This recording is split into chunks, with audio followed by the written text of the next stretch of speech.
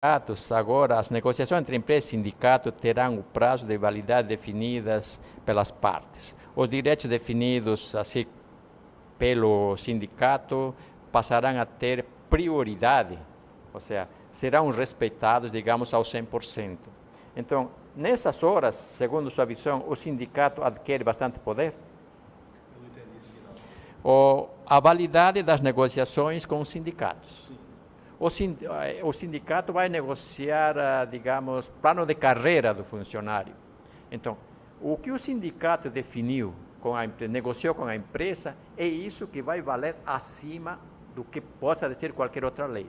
Isso é lei, ou seja, é respeitado a decisão feita com o sindicato. Me imagino que essa lei esse artigo foi dado para, digamos, dizer que se está dando moral ao sindicato, porque já se tirou a contribuição sindical, perdeu poder, mas por aqui aparentemente se está dando um poder maior ao sindicato. Como o senhor vê, se vai poder existir negociação com os sindicatos, como serão os direitos? Por questão até do que eu já disse anteriormente, eu quero deixar bem claro que eu não sou contra a existência de sindicato. Eu não sou contra a existência de sindicato. Eu sou contra a existência da forma como o sindicato funciona. Né? Quero deixar bem claro isso.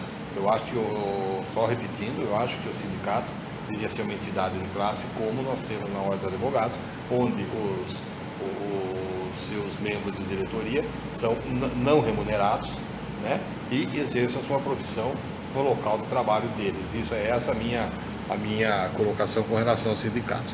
Nós temos também, aí é óbvio, até complementando o que eu venho falando, é óbvio que nós temos sindicatos, que nem dos bancários, é óbvio que esse sindicato é muito necessário, porque o bancário aqui de uma agência do interior do estado não vai ter condição de ir lá negociar com o banqueiro. Então, quer dizer, a minha opinião não é que eu sou desfavorável a existir sindicato, não. Eu só acho o formato, na minha opinião, não muito correto. Agora, com relação a essa negociação do sindicato com as empresas, eu entendo assim, nós temos constitucionalmente, é previsto o quê? Que nenhum acordo, nenhum contrato, nenhuma lei menor pode alterar a lei maior. Então, o que acontece? Se nós temos uma lei federal que faz qualquer determinação, uma lei estadual ou uma lei municipal não pode se sobrepor a ela, isto é, uma lei estadual ou municipal não pode ser contrária a ela tem a sua possibilidade de negociação, mas não pode ser contrária ao texto legal. E eu entendo também que a relação a negociação do sindicato também, as normas coletivas também não podem se contrapor às normas da reforma trabalhista ou da Constituição. É porque a lei contempla o que for negociado pelos sindicatos prevalecerá sobre a lei. Por exemplo, a lei prevê que o uso das férias pode ser em 3 meses. Pode ser em 3 vezes, aliás. Se o sindicato negociar que vai ser em uma, ele não está contra a lei. Ele está simplesmente regulamentando um artigo de lei dizendo que na minha categoria vai ser em uma vez. Então, quer dizer, o que ele não pode é negociar contra o texto da lei. Por exemplo, se o texto da lei está dizendo que não haverá contribuição sindical, não é isso? O que ele pode negociar o que ele pode negociar é a jornada de trabalho, intervalos, plano de carreira, home office, trabalho intermitente, remuneração por produtividade, licença, maternidade. Aquilo que a lei permite. Ele não pode negociar dentro daquilo que a lei não permite. Então, quer dizer, o trabalho intermitente existe, mas ele pode negociar que não vai existir na categoria dele? Ele pode. Bom, o bom é que, por exemplo, a equiparação salarial vai ser respeitado, digamos, não poderá ser violado. É esse o seu entendimento da equiparação salarial do trabalho. Se alguém foi mudado para um outro departamento, ele terá que ganhar o equivalente ao que ganham seus colegas. Eu acho muito importante isso, senhor. Então, a equiparação é muito importante, inclusive há muitos anos atrás, eu me lembro porque eu fui funcionário da Caixa Econômica Federal, né? E nós tínhamos o mesmo trabalho do Banco do Brasil. E na época houve uma equiparação do salário da Caixa Econômica Federal com o Banco do Brasil, que foi uma vitória dos economiários na época, né? E hoje voltou. Eu acho que você faz a mesma função, é óbvio, você tem que ter a mesma remuneração. Você tem que ter a mesma remuneração. O plano de carreira, por exemplo, não pode ser negociado diretamente para aquelas pessoas, digamos, que ganham até 11.062,62 reais. Isso quer dizer de que salários acima ou a partir desse nível para cima são de altos profissionais. Ou seja, o plano de carreira só poderá ser negociado, em outras palavras, né? Só por pessoas que estão acima dos 11.000 reais. Ou seja, eu não terei plano de carreira, digamos, ao ingressar na empresa como um office boy. Então, como ver essa parte da lei, se ela é coerente ou não? Porque o plano de carreira não poderá ser negociado diretamente com aquelas pessoas, por aquelas pessoas que tenham um teto inferior aos 11.000. Justamente, está jogando. Voltamos naquela questão dos sindicatos. Aqueles que ganham menos de 11.062, se eu não me engano, não é isso? Sim. 11.062, eles podem negociar diretamente. Caso contrário, a negociação do plano de carreira passa a ser do sindicato e não individual do empregado. Sim. Então, esses funcionários que ganham acima, eu me imagino que sejam advogados, médicos, economistas, eles podem negociar patrão e funcionário. Então, eles estão beneficiados. Agora, minha preocupação é para aqueles que ganham menos. A lei não está contemplando essa parte e são os mais afetados. Porque o plano de carreira se inicia na hora que eu sou contratado na empresa. Aí eles me apresentam, você vai começar nessa posição e você tem a oportunidade de chegar até o presidente. Então, agora não. Agora, só vou negociar plano de carreira. Eu entendo um pouco diferente da sua colocação.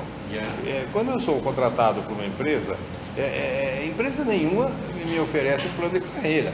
Ela me oferece a oportunidade e eu, abraçando essa oportunidade e mostrando a minha competência, eu posso chegar à presidência. Então, esse plano de carreira, eu entendo que o próprio funcionário, o próprio empregado, pode ele mesmo construir de acordo com o que ele produz, de acordo com o conhecimento e do interesse do interesse e da dedicação que ele tem para a empresa que ele trabalha. Agora você pode fazer um acordo na hora de demitir. Antigamente também se fazia um acordo para pegar o fundo de garantia, mas hoje se está falando de que esse acordo de demissão seja consensual, ou seja, estão de acordo tanto o patrão como o empregado. Como vê essa lei? Sobretudo porque ela está mexendo com a metade da multa dos 40% do FGTS. Eu entendo assim, na verdade, nós vamos continuar da mesma forma que nós estávamos, porque esses acordos, vamos dizer assim, entre aspas, clandestinos, né, que eram feitos antigamente, o que acontecia? O patrão dispensava o empregado, recolhia os 40%, esses 40% o empregado devolvia para o patrão, e o patrão liberava o fundo de garantia, e quando recebido devolvia os 40%, e ele recebia o seguro-desemprego. Esse era o acordo que se fazia anteriormente. Agora não, agora a lei permite, só que a multa é de metade, a multa rescisória é de metade, e eu tenho certeza. Eu não gostaria de entender dessa forma, mas tenho certeza que essa negociação vai continuar depositando metade e vai continuar devolvendo para o patrão. Infelizmente é assim que funcionam as coisas aqui no nosso país. A homologação do final de contrato, que seria quando eu estou sendo demitido, estou saindo da empresa. Antigamente a gente tinha que passar pelo sindicato, o sindicato verificava alguma irregularidade e para a gente poder voltar na empresa. Hoje em dia não precisa sindicato. Aí nesse ponto o sindicato perde valor, porque o funcionário vai poder negociar diretamente com o patrão. Como vê essa parte e a perda do sindicato intervir nessa área que era o forte do sindicato? Eu mais uma vez vejo isso como uma coisa normal, porque antes você ia no sindicato e faria homologação. Mesmo o sindicato homologando aquela rescisão, Aquelas verbas que não foram contempladas na rescisão do contrato, elas poderiam ser buscadas na justiça, independentemente da homologação do sindicato. Então, se faça uma homologação e as horas extras não estão corretas ou tem alguma coisa que não foi paga, o empregado pode buscar na justiça. E agora vai continuar da mesma forma. Ele negocia com o patrão, faz a rescisão e consulta um advogado. Se não estiver correto o cálculo, ele pode mesmo agora buscar na justiça aquilo que não foi pago. Bom, de uma maneira geral, nós temos comentado essa lei da reforma trabalhista, que foi implementada agora 11 de novembro, e preocupa essa medida provisória que já vem para alterar, assim, logo entra, como que a lei já entrou com muitos problemas. O autônomo já foi modificado, o contrato de exclusividade é proibido, ou seja, o autônomo não vai ter exclusividade mais. As gestantes serão retiradas do lugar insalubre. Os danos morais, o trabalho de 12 horas, tudo isso já foi, digamos, alterado, modificado. De uma maneira geral, como vê, qual foi sua percepção nesses grandes eventos que o senhor participou em São Paulo, dos colegas?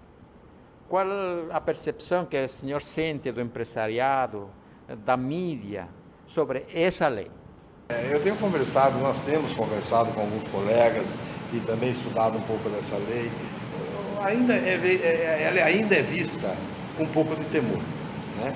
Porque na verdade ninguém sabe exatamente como ela vai funcionar, porque tem juízes que tem juízes que aplicam as decisões da AMATRA, né?